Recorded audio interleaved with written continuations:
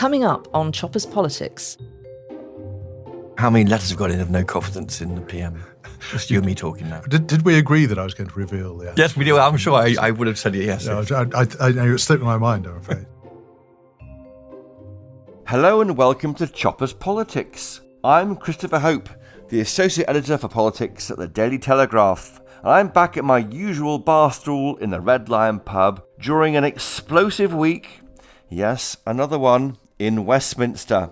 The pressure that has been building for weeks and weeks finally broke into a summer storm with the delivery of a long-awaited Sue Gray report, meaning that politicians can no longer rely on this stock phrase when discussing partygate. Let's wait for the reports.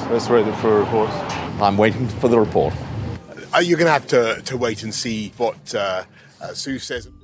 So, to help make sense of it all and to discuss the issues around partygate, I have a smorgasbord of great guests currently hanging around making small talk near the warm punch and vol au vents. Later we'll be hearing from Sir Graham Brady, the chairman of the 1922 committee, on a very special personal anniversary for him this week. And Environment Secretary George Eustice will be talking to us about the importance of food security in a cost of living crisis. But first, Choppers Politics podcast was once called Choppers Brexit Podcast, and as so much in modern politics, we can't go too long before talking about the B word, Brexit again. Now this week, the UK signed its first trade deal with a US state, so I invited Trade Minister Penny Mordaunt to the cellar bar of the Red Lion pub to discuss that first deal. And, not surprisingly, as she arrived, more Tory MPs were putting in letters of no confidence about the Prime Minister Boris Johnson. So of course, we touched on that and partygate as well. Penny Mordaunt, welcome to Choppers Politics. Great to have you on. Hello. How are you? I'm very well, thank you. How is trade doing? I mean, are we now winning trade deals around the world? Because that's what Brexit is all about. Yes, we are getting some from scratch trade deals done. We've obviously done New Zealand and Australia, and those are going through Parliament at the moment. But we're also in negotiations on many others, as well as CPTPP, the Comprehensive Trans-Pacific Partnership. Yes, a trade deal with countries in the Pacific region. Absolutely. And that's about a 9 billion market. So, and Australia's helping us with that, aren't they? Yes, they are. That we have accession countries. 9 trillion, I should say. Good, yep. So we're doing all of these things. We're doing them concurrently. It's a lot of resource, but really the prize isn't the dry ink. It's what business can then do with those opportunities that we've opened up. And we're seeing it this week, aren't we, with individual deals with US states? We are. So we're obviously negotiating a federal level deal, and we're in round 5 of that. With the Biden administration. With the Biden administration, and that will do things like tackle tariff barriers, but actually there are many other barriers to us doing more business and actually making business easier. And the bulk of the regulation in the US sits at state level, and the bulk of the growth in the US, about 93% of it, sits in key metro areas. So we thought we ought to focus on that. And that's what we've been doing. We've been going around the US, talking to governors, lieutenant governors, congressmen and senators, key powerful mayors, to look at the real barriers to trade that exist and to strip away regulation and open up procurement for our businesses. And we have a pipeline of deals, the first of which we're signing this week. With who? With Indiana. With Indiana. And how will that benefit the UK businesses or shoppers here? So it will allow us to have a regular economic dialogue with the state to continue to open up the market there. But we've been doing some very practical things. We've got our regulators to talk to each other to remove regulation and barriers. We are looking for mutual recognition of qualifications. So that's going to really help technical professions. Service sector? Service sector, legal, financial services, architecture, engineering, all of these things to really enable more projects to be accessible for our businesses. We are doing procurement pilots, which enable the states to open up their procurement to us in a more methodical way. So it's easier for our businesses to spot those opportunities. And many, many other practical things. Lots of support for SMEs and then very much focus, because each of these deals is really bespoke to each state. What are the real growth sectors and synergies between what we're up to in different parts of the UK and what they're really focused on? And the attitude towards trade and removing trade barriers is very different at state level. But the border's run by the federal government, isn't it? So that will still dominate any trade talks, won't it? The federal deal we need to do. Only for the things that fall into the FTA. So that we can't do anything at state level on tariffs, for example, but that all has to be done at the federal level. And we will continue to do that. So we're doing both these things in parallel. But at state level, there are an awful lot of things that you can do. And there's a lot of competition between states. You've got a lot of people moving out of California, relocating in other parts of the US because the tax regime and the attitude to business is more convivial. And so we're really looking at where those opportunities are and where the growth is, and looking to give our businesses a slice of that action. And with that federal picture, are you worried about the way it's being bogged down in talk about Northern Ireland and the protocol? Look, I think these are really separate issues. There isn't a link between the Northern Ireland Protocol and the FTA, and I think a lot of the things that are being said about the Northern Ireland Protocol from US stakeholders is for a domestic audience. And what we it's can wrong, do, some of it, isn't it? It is entirely wrong. And when I have been travelling around the US, I have quite often spoken about the actual facts of what is going on. Firstly, that we've had in effect 20% of the checks that are going on across the whole of the EU on goods are happening on 0.5% of the trade. And when you tell them that statistic, their jaw drops, and really supports all of the things that we have practically been trying to do, from veterinary agreements to all sorts of ways of facilitating trade and giving the EU the assurance it needs, but in a very pragmatic, sensible way. And the other thing that people aren't aware of is they always think we are a whisker away from triggering Article 16. They don't realise that the EU did on... for a few hours. the most sensitive of products, vaccines. Yeah. So once you tell them a few facts about what's going on, people start to look at the situation. But they quickly way. Didn't after a few hours, didn't they, to be fair to the European Union? No, they absolutely. Well, they were. I think there were some people that were slightly more gung-ho than others. But there are a whole raft. I mean, I've done many debates in Parliament where I've listed how this has not been a pragmatic approach, I think, on behalf of the EU. And I know this very well. I was wingman to both Michael Gove and Lord Frost on the Withdrawal Agreement Joint Committee. Well, you live and breathe Brexit. I mean, you were one of the spokesmen of the Vote Leave campaign, and I was with you when you were campaigning with Michael Gove, I think, on the last day in Bournemouth on the Vote Leave battle bus. Yes, memory. I mean, we've been at this for some time. I mean, what the country wants us to do now is maximise the opportunities. Get Brexit done, Penny. Well, Brexit is done. We've got to maximise the opportunities. We've got to maximise the opportunities. It's not done for Northern Ireland. That is a problem, I think. No, and this is why we have to really resolve that situation. It is not. When will it happen? When will the government publish its draft law to replace or reform the protocol? Well, Liz Truss is obviously leading the charge on this. I think at the moment people are waiting to see what response is coming back from the moves that she's recently made. And I hope that we will start to see a more pragmatic stance and a shift. And it's tweaks, not scrapping it altogether, isn't it? I saw her writing recently, I think, in the Telegraph saying that. Well, a lot of these things, and where we've been trying to concentrate is on what practical things can you put in place. We have a vision to have the best border in the world in a couple of years' time. And what will help us do all of that is technology. And we're trying to plug our sometimes a bit creaky legacy systems in HMRC and elsewhere into much newer systems that are owned and built by business. And if we can get those systems talking to each other, that will save a huge headache for businesses and strip out a lot of their administrative costs. And that was costs. the idea at the time. I mean, and then people go say, oh, it's cameras at the border. Then that becomes a totemic issue of attacks. Yeah, but all of these things are being done all over the world. I mean, I know I was used to say from my international development days, look at the freight corridor we've built from East Africa into Central Africa, which is using all of this technology. You know, this is not revolutionary stuff. It's very sensible, pragmatic stuff, and that's what we need to do, and it requires some agreement from the EU on what data it's going to be satisfied with and all of those things. But we will keep working at this. But I think it can't carry on, Penny. It cannot, no, and it mustn't. And I think that we have to make some progress for the sake of people in Northern Ireland. We have to make some progress. Now, on other matters, this week we've heard about the new national flagship. There are two firms vying to design it: Holland & Wolff in Belfast and Holder Limited, which is based, I think, in the southwest. Are you excited about the prospects of using this national flagship, a replacement for Britannia, for trade deals?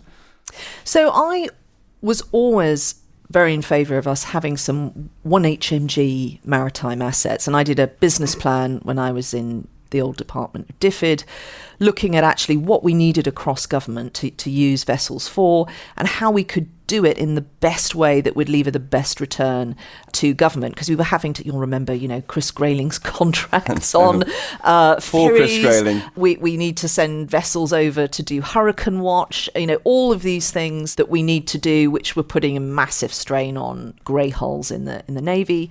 And so I always thought we needed a couple of ships, and that we could do two Britannias, and we could use them for a whole variety of things. Yes, you can do receptions on them, you can sign trade deals on them, but actually there's a need for research platforms. There's actually a need for training platforms. There's a fantastic organisation called Britannia Aid, actually, which trains merchant mariners for the Commonwealth. They wanted to come in on the project because they wanted to use it as training platforms. There's all sorts of things we can do on humanitarian, secure hotel accommodation, on training and capacity building, the bulk of which we want to do is with coastal communities. So we could make these ships very busy, and we could also get a sustained income from them. That was the idea. Moved on to one ship. It's moved on to one ship, and I hope that this concept will grow. I think even if we've got just one and it's got a narrower role, it will still be put to good use and will help us, I think, really spread the message about Britain being open for business and enable us to do more things which currently we can't because we don't have the hulls to do it. And does that business case make sense to you? So back in the day, in the 90s, Britannia's official history talks about trade days being a catalyst for the hundreds of millions of pounds of investment in the UK. Is that how you can see this new ship being used? Look, I think it will help with that. We've always used what we've currently got for that purpose. I mean, Navy ships, as well as doing the huge range of tasks that they have, at the pointy end of what they do, they've always been able to host receptions, and we quite often do events on the carriers and those sorts of things. But this new ship will undoubtedly help with that. And I think the Britannia brand is very powerful. The ship is missed, and it was very symbolic and did a lot of good. So I think trying to carry on that brand is an important thing. Would you call it Britannia? So I have my name it. Let's name it now. I have my own views about that, what's which your name? probably ought not to. Well, I felt we needed more than one ship. I know. You know me, Chris. I'd have had a third aircraft carrier named after the Duke of Edinburgh if left to my own devices. But you're named reserve. I mean, this is you want there more are ships. reasons why I shouldn't be making these decisions. But I think, as well as a name, the livery that we always associate that beautiful dark hull with the. That's important. I just think that's if you're going to do it, you might as well go all in. Yeah. I think. And what would you call it? I'm much more sensible to get into those kinds of debates. That's the key issue. Yeah, I mean, we did when we came up with the original concept of a number of these Mersey ships. We were looking at Florence Nightingale, Mary Seacole. Of course, you could have all kinds of iconic British women. Women as well. Yes, but I think a different path has been chosen. Yeah, and the Britannia legacy obviously carries a responsibility. And just with that thought in mind, we're looking into a big week, the Jubilee. It's going to be a big week for patriotism. I mean, is there a problem in this country with embracing our patriotism, do you think? I mean, certainly on the left, they don't like doing it much, or they haven't in the past, have they? Do you know, I've been thinking about this recently, Chris, because I've attended a couple of events in the last week. One was the unveiling of the Submariners Memorial at the Royal Arboretum. The silent service has been silent for too long and really didn't have a proper memorial. And then last night I attended the premiere of the new film Lancaster and met quite a lot of the veterans from that, who I think probably are still partying at this hour in the morning. And those people and Her Majesty the Queen just get on with it. And we've had so much in the media about Wagatha Christie, a lot of the drama that you write about, Chris, in Parliament, you know, blow-by-blow account of cake and all that sort of stuff. And I just think it's a really British quality that people just get on with it. They're off doing all kinds of jobs. They're working in our armed forces. They're doing incredible things, and they just get on with it without any fanfare and quite often without any recognition. And I think that's what people want to celebrate about the Jubilee. Yes, we're looking forward to some street parties and some great events, but I think that's the respect people have for the Queen. Is she just gets on with it. She? No fuss, no drama, just get on with it. And just in the view of getting on with it and not bring it down into politics too much, we hear today that John Barron has withdrawn support for the Prime Minister, Julian Sturdy. These are names which are new names. They are not the normal, usual suspects. What's your advice to colleagues of yours worried about the Prime Minister and his future? So look, I think that as well as the anger that all this was going on whilst everyone else was making immense sacrifices, I think there's an extra layer for a lot of my colleagues, including ministerial colleagues, because many of them were arguing against some of the restrictions. And actually, I can tell you as a minister, I was arguing against some restrictions for which there was no clinical justification for. So some of the stuff around weddings, for example, there was no clinical reason why the father of the bride, you know, just to give you one example, had to wear a mask whilst walking his daughter down the aisle. And you gather the evidence, you go and see public health, they say no clinical reason, and you go to number 10 and you say, why are we doing this? Can we lift this? And the very people who are caught up in, not the Prime Minister directly, but you're talking to officials in there, and they were saying no. And you'd come away from those meetings saying, why? Why won't you do this? And you can only conclude it's because they weren't living the same reality as other people. And so I think there's that extra layer of anger from members of Parliament. I think what the public want, and their anger, is in part because they want to see us focusing on the things that matter to them. And I think that what the Prime Minister knows he needs to do is to get back on that agenda. Well, obviously, we're getting some announcements on cost of living. There's a whole raft of other things we need to really be on the front foot on. In part, some of the fallout of what's going to happen globally from Ukraine. That's what we need to be doing. That's what the public want us to be doing. Competence, professionalism, service. And how do you get to that point? How do you get past this problem with partygate? You have to deliver. Actions speak louder than words. There's no press release or flim-flam. It's about solid delivery and demonstrating that we understand what's important to people. And your advice to these individuals who are saying they can't support the PM anymore, I mean, do you support the PM? Well, yes. I mean, I'm one of his ministers. I'm here focusing on the job. I've just come from some negotiations with Canada. You know, we have got to get growth back in the economy. We've got to get that focus. And I've always been of that mind. We're here to roll up our sleeves and work for the people that put us here. Well, Penny Mordaunt, thank you for joining us on a busy day for you at the Red Lion Pub. Great to have you on, and best of luck with all you're doing. Thank you. Thanks, Chris. Right, do stay with us, listeners. Coming up, I'll be talking to the Environment Secretary George Eustice and the man who holds all the cards in the PM's future, Sir Graham Brady. Right after this. The Telegraph brings you a new podcast series, Eyewitness History. Harry, will you take Meghan to be your wife? The moments we all remember. I will. Told by Telegraph journalists who were there. You remember how magical and remarkable it all was, and it makes you feel sad that they're no longer a part of the royal family. Follow Eyewitness History in the same place you're listening to this.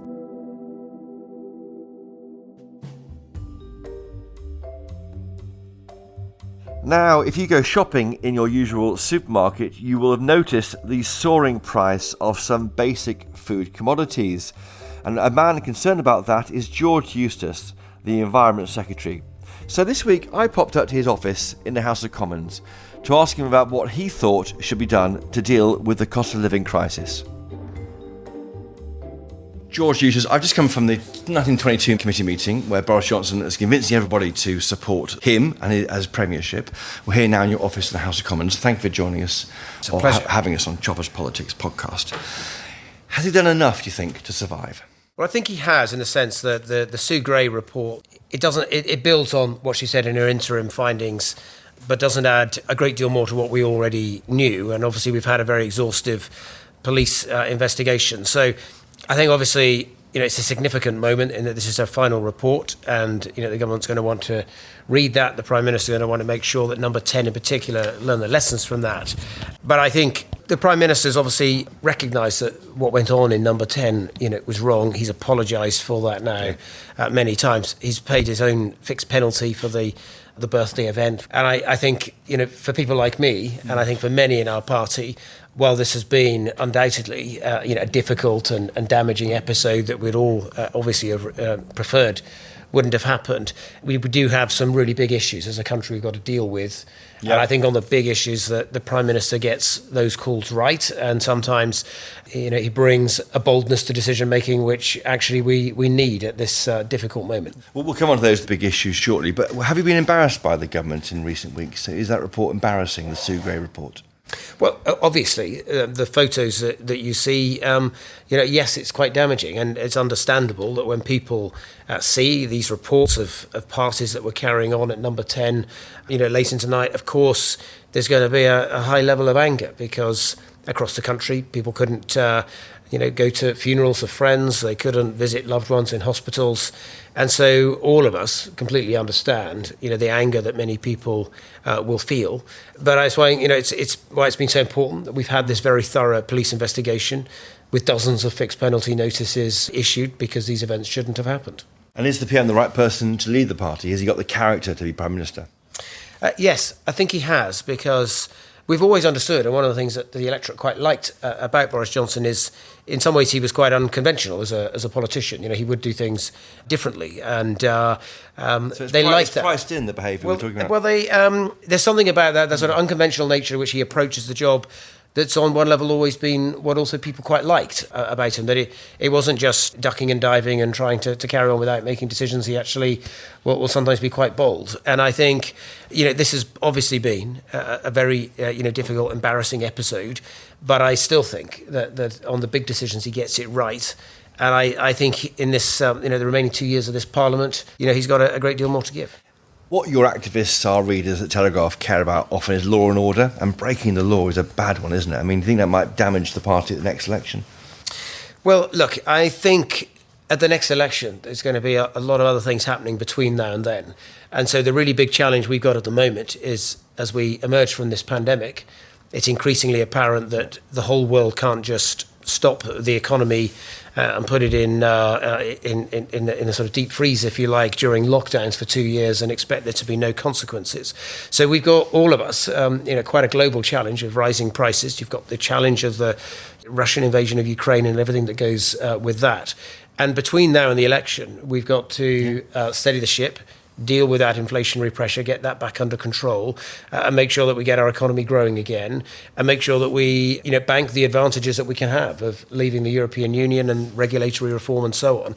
And we've got to demonstrate that we can achieve all of these things and do it in time for the next election. And then that's how we'll be judged. We'll be judged at the next election, in my view, not on these particular episodes that happened in number 10, but on whether we've delivered as a government, and that's what our focus is. It's frustrating, isn't it? Because it seems to me, and an MP said to me today, it's like a boxer repeatedly punched themselves in the face, because Keir Starmer's really landing no major blows on the government. It's all self-inflicted. That's right. But in all of my time in politics, indeed working as an advisor for David Cameron and being involved with different governments since, there are always these frustrations and distractions, and they afflict every single government. No, you were an MP on the horse game? Yes, I was an MP, and we obviously had, under Blair, there was the whole cash for honours thing that was going on, and we had the phone hacking scandal under David Cameron. So all governments get afflicted by episodes of this sort. Clearly what went on in number 10 was wrong those fixed penalty notices have been issued, but we've really still got to get back on track. It's fundamentally, when you come to a general election, people will judge an incumbent government on whether they think it's made solid progress on those big issues. And they will judge an opposition on whether they think it's ready to take the reins and take government. And I think at the moment, Labour doesn't look like a government in waiting in the way that David Cameron's operation looked like a government in waiting. I think Keir Starmer's still some way from that. And, we've still got 2 years in order to get back on track, having come out of this pandemic, and it's been a very difficult episode, and really deliver for the country and deliver the things we said we would do in the manifesto and demonstrate that. Well, we'll come on to that of a fifth-term Tory government. But you mentioned taking the benefits of Brexit. You were a Brexiteer yourself. You published this week this genetic technology precision breeding bill. Well, what will that mean to shoppers? Is it basically legalising frankenfoods, or what is it? No, so genetically modified crops are crops where you take a gene from one species, a totally different species, and take it across species boundaries and plant it in another one. And sometimes they'll even use genes to cross from the animal kingdom to the plant kingdom. And that obviously rightly causes people some concerns, and there's a very strict regulating regime around that actually we'll retain. However, when it comes to things called gene editing, or precision breeding technologies, we're not taking genes across species boundaries.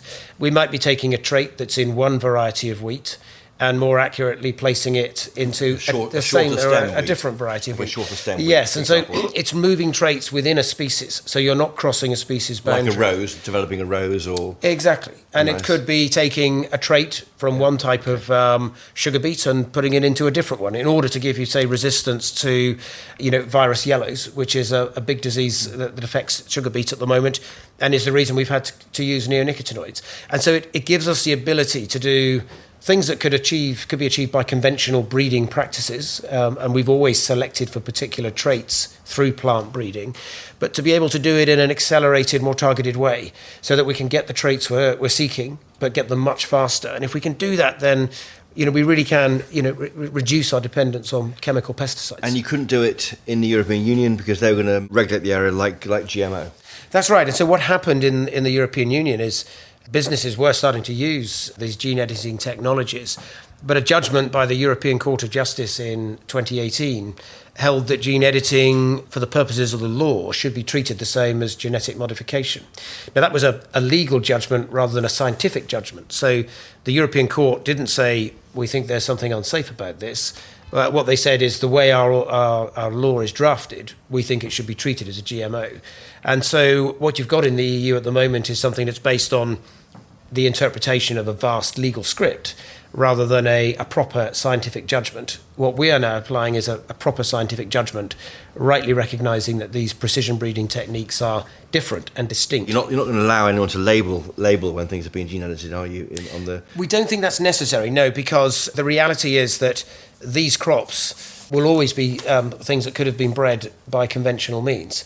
And so just as we don't label bread that might have an F1 hybrid type of seed in it, which is a conventional system of breeding where they run two parallel lines and then cross them at the final position to get uniformity, we don't label those because it's a conventional breeding technique. This also would be a conventional What can the government do to cut the cost of food? It's going to be going up, isn't it, because of the problems in Ukraine with grain and stuff? There's always been a very close correlation between international agricultural commodities and the price of gas. And that's because fertiliser is a major input and that requires large amounts of gas.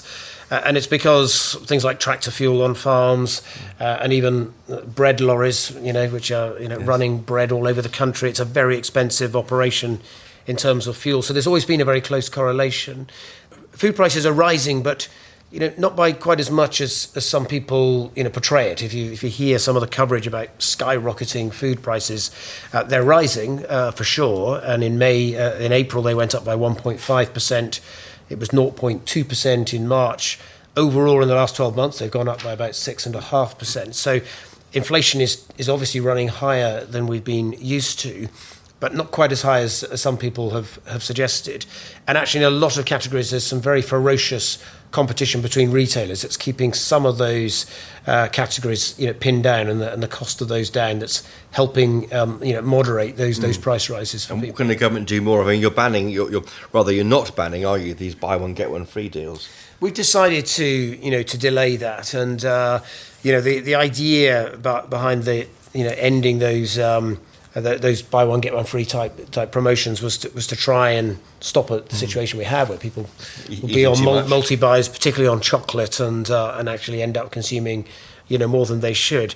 However, there are other areas where people might have a buy one get one free, and in the current context, we just felt it was right to delay it. The other day, you were saying people should buy cheaper food, and you were criticised, weren't you, by people for saying that?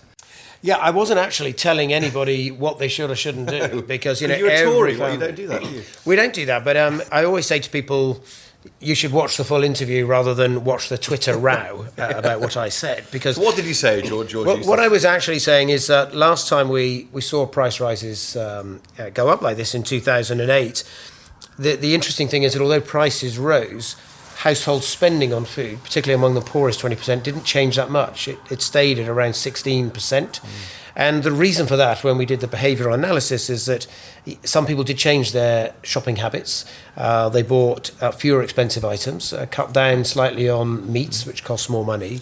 And in some cases, yes, downsized to more value brands away from branded options. And that's not me telling people that's what to do. It's just an observation that is what some people do when faced with a challenge on their budget. Look, I think what I understand is in the current context where people are feeling pressure on their budgets, sometimes this happens in government. Things are in a difficult space. Yes. We're having to tread a difficult line and don't want to sort of spark inflation. So we're having to strike a difficult line here. And often it's the case in politics that people decide you can't do any right. And so small things you say that actually in reality are perfectly reasonable will sometimes be blown up. What ideas is your department developing to help people tackle the cost of living crisis? There are limits to what we can do because fundamentally the driver of these price rises is the price of gas, and that's driving up input costs for manufacturers. And some of those are unavoidably having to be passed on to retailers. And so the really big question is the extent to which retailers will absorb and cushion some of those increased costs. We talk a lot there about food production and the rest. Is it now the opportunity to think about food security? I read somewhere that we're 55% self-sufficient on food. Is that a worry for you? Well, for the food that we can produce, we're actually about 75% self-sufficient. And actually, the areas where we've seen agricultural output grow are in horticulture and in pigs and in poultry, areas, in fact, that don't require a lot of land. And so the truth is that 2/3 of our agricultural output comes from just 1/3 of the land. And actually, if you look at 20% of farmland at the other end of the scale, it only produces 3 or 4% of our food. So what that tells me is there's not a straight line correlation between land area and agricultural output. And it's entirely possible to have some land use change in some landscapes, to have a more sensitive approach, more extensive approach to farming in some other landscapes, and still increase your agricultural output by investing in, for instance, a new generation of glasshouses. And that's what that's the circle we've got to square. So you can have more environmentally friendly farming in some areas, but a more intensive but sustainable approach. And should Telegraph readers be doing more digging, more planting vegetables, allotments? Well, look, I think that there are a lot of very good schemes, some of them backed by local authorities, some of them sort of peri-urban gardens that produce box schemes for local communities. They're quite vibrant, they're quite successful. They're always going to be, to be honest, a very small part of our food supply, and we should be realistic about that. But equally, I think there's something really quite good about people being connected to the soil, to food production, and having an appreciation of it. What does that mean in English? Plant more veg? It means it's great to have an allotment and learn about all the things that can go wrong when you're trying to grow something. Of course, looking into the next election, as you wind up, George Eustice, Boris Johnson will be leading into the next election. I very much hope so. Will he? Yes, I hope so. But, it's not my choice, ultimately. But I think he's got the big decisions right. And, it is a double-edged sword. So we've got these sorts of episodes that we've been dealing with, obviously, now. But fundamentally, it's also what the public liked about him. It's never easy changing horses partway through, a parliament. And I think it's really important that we get this episode behind us, get back in the saddle and deliver what we said we'd do at the last election. Well, George Eustice, the Environment Secretary, thank you for joining us this week on Choppers Politics. Thank you very much. Now, you always know when a Tory leader is in trouble when people start talking about Sir Graham Brady a bit more than usual. Graham is the chairman of the 1922 committee of backbench Tory MPs. He's the man who must corral and receive letters of no confidence in any Tory leader. So reporters like me try and buttonhole him in the House of Commons to find out how many letters he's got. Sadly, he never tells me. But this week is a big week for Sir Graham Brady because this week he becomes, well, let's get him to tell you. It is the week in which I become the longest-serving chairman of the 1922 committee. Goodness me, ever. I will have done just over 12 years and will just beat Sir Edward Ducan, who did exactly 12 years. And it's an important job in the party. I was reflecting on, we only ever hear about you when things are going difficult for the Tory party. That's why your big name, Marcus Fox in the 90s, that kind of thing. But you've turned down jobs front bench jobs for this job, haven't you? I have, and I think it was the right call. One of the concerns that I have about our constitutional arrangements is that too many members of Parliament are looking for advancement from party leaders at any one time. And, certainly for the last 12 years, I've had a wonderful privilege extended to me by my colleagues, which is to represent them, to represent their interests, and I hope to be able to champion their rights to take a more independent stance. It's not a paid role, is it? It's not a paid role. Have you ever thought of standing yourself to be leader? Well, as is well known, I contemplated it in 2019 because a few months earlier a number of colleagues had asked me if I would. And steady hand in troubled times at that point. Exactly, and I think we'd had so many troubled times that started to look appealing, but it didn't last. And I think by the time there was a vacancy about to come, when I then asked around, I think things had moved on. So it was fairly obvious that Boris was going to win at that point. Now, you're approaching your centenary, but being the Tory party and being in the 1922 committee, your centenary is actually not in 2022, but 2023. Please explain. Well, obviously it's something we do to confuse American tourists, but actually the reason is that the 1922 committee was founded by the Conservative intake from the 1922 election, and it was when they'd been rattling around Parliament for a few months, they decided they'd try to find a way of being better informed and more effective in their roles. So they started meeting together as an intake. They went right at the outset to see the then Chief Whip and told them what they were going to do. And very sensibly, instead of seeing this as a putative plot that needed to be stamped out, he saw it as an opportunity and offered to send a whip to each of the main meetings of the 22 to tell colleagues what the forthcoming business of the House was going to be.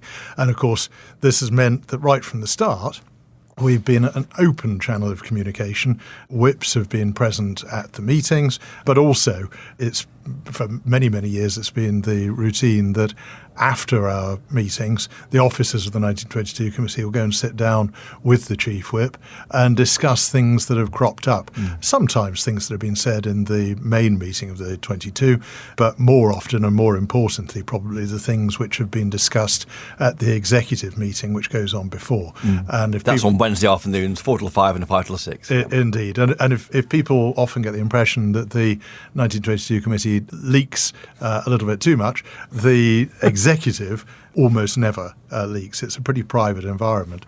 So we're normally able to have really good, discreet discussions there. So it's kind of tolerated in the same way a union might be tolerated in a workplace, I think, by the management over in number 10 Downing Street or wherever the party leadership is, if the Tories not in power. But they're not always happy with you. You've had some run-ins, haven't you, with the executive over your time? I think inevitably there will sometimes be a tension between party leaders and the parliamentary party. I think twice they've tried to dethrone you, haven't they?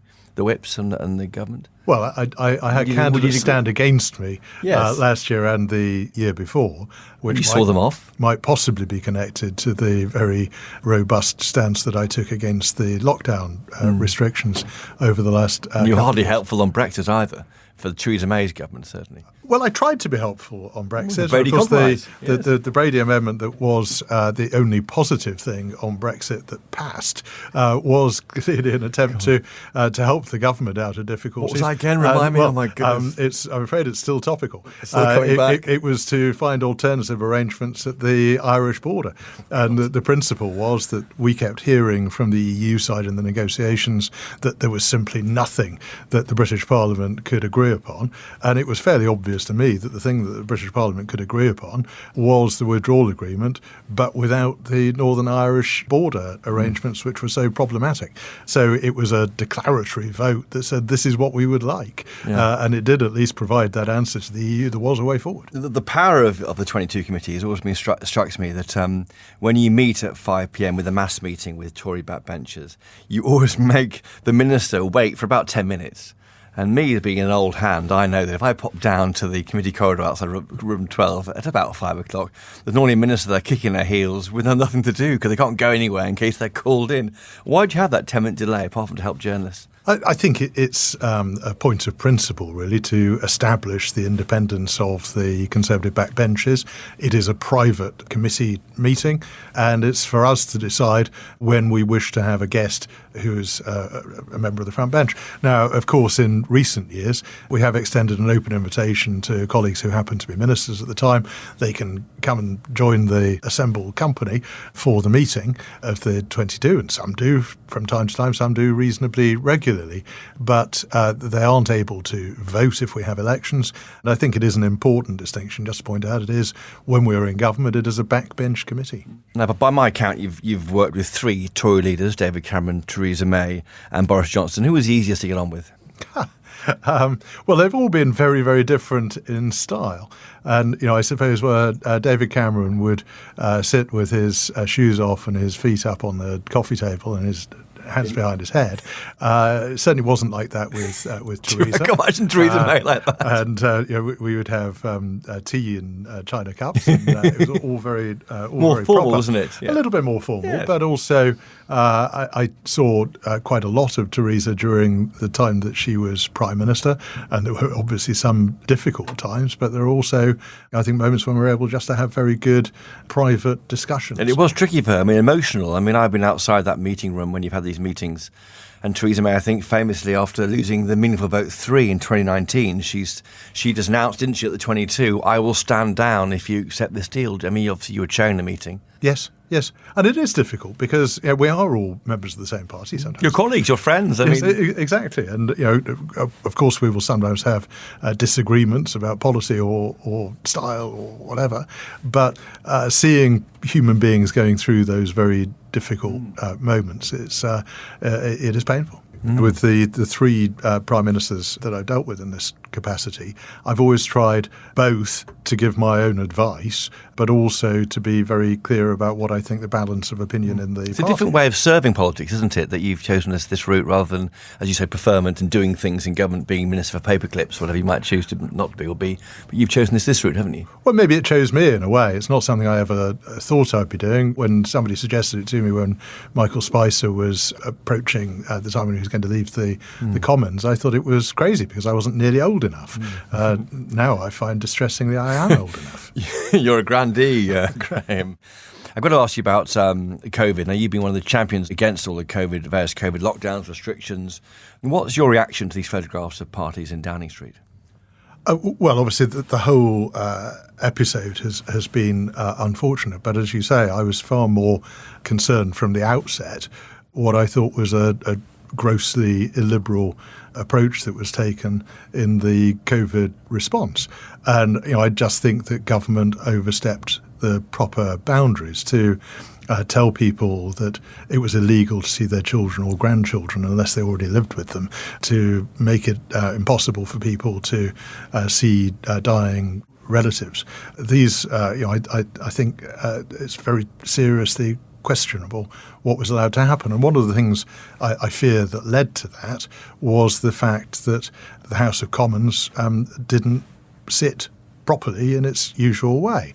And even though they made huge efforts to make the virtual proceedings work, for those of us who were there in person throughout, it was very obvious that scrutiny was much more effective if you were there in person.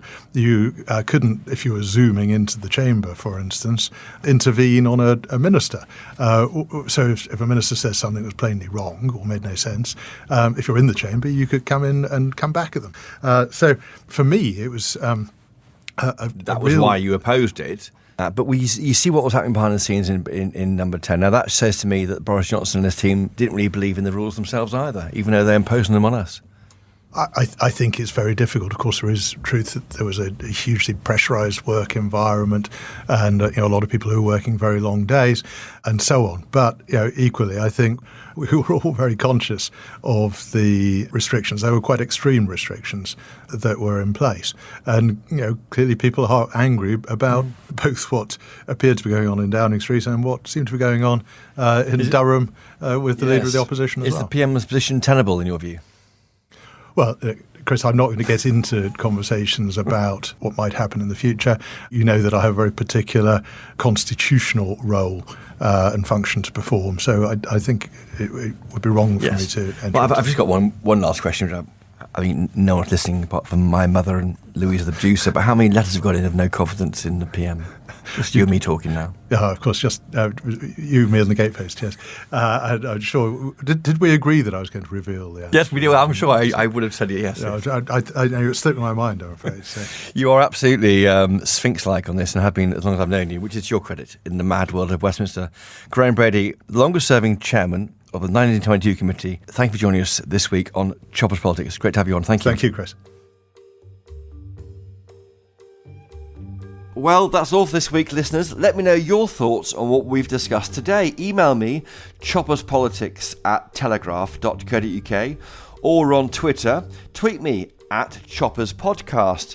And if that's not enough chopper for you, and if not, why not, please sign up to Choppers Politics newsletter to get more Westminster Whispers delivered straight into your email inbox every weekday. The link for that is telegraph.co.uk/politics newsletter. And be sure to check out my weekly Peterborough Diary column on the Telegraph's website every Friday evening at 7 p.m. and in Saturday's brilliant Soar-Away Daily Telegraph newspaper. Thank you again to my guests, Penny Mordaunt, George Eustice and Sir Graham Brady. Thank you to my producers, Louisa Wells, Giles Gear and Theodora Louloudis. And thank you especially to Ellie Butterworth for holding the microphone during George Eustice's interview. And as ever, thank you to you for listening. And finally, please do buy a copy of the Daily Telegraph. You won't regret it. I know that for sure. Until next time, though, from here at the Red Lion Pub, cheerio!